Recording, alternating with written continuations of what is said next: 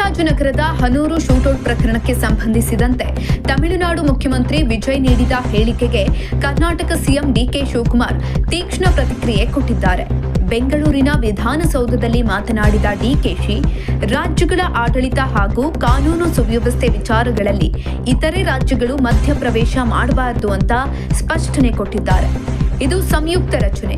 ಯಾವುದೇ ರಾಜ್ಯ ಇನ್ನೊಂದು ರಾಜ್ಯದ ಆಡಳಿತದಲ್ಲಿ ಹಸ್ತಕ್ಷೇಪ ಮಾಡಬಾರದು. ನಾನು ತಮಿಳುನಾಡು ವಿಚಾರದಲ್ಲಿ ತಲೆ ಹಾಕಿಲ್ಲ. ನಮ್ಮ ರಾಜ್ಯದ ರಕ್ಷಣೆ ಹೇಗ್ ಮಾಡಬೇಕು ಅಂತ ನಮಗೆ ಗೊತ್ತಿದೆ. ಸಿಎಂ ವಿಜಯ್ ಹೇಳಿಕೆಗೆ ನಾನು ಪ್ರತಿಕ್ರಿಯೆ ನೀಡುವುದಿಲ್ಲ. ತಮಿಳುನಾಡು ನಾಯಕರು ಅವರ ಕೆಲಸ ಅವರು ಮಾಡಲಿ, ನಮ್ಮ ಕೆಲಸ ನಾವು ಮಾಡ್ತೇವೆ ಅಂತ ಅವರು ಹೇಳಿದ್ದಾರೆ.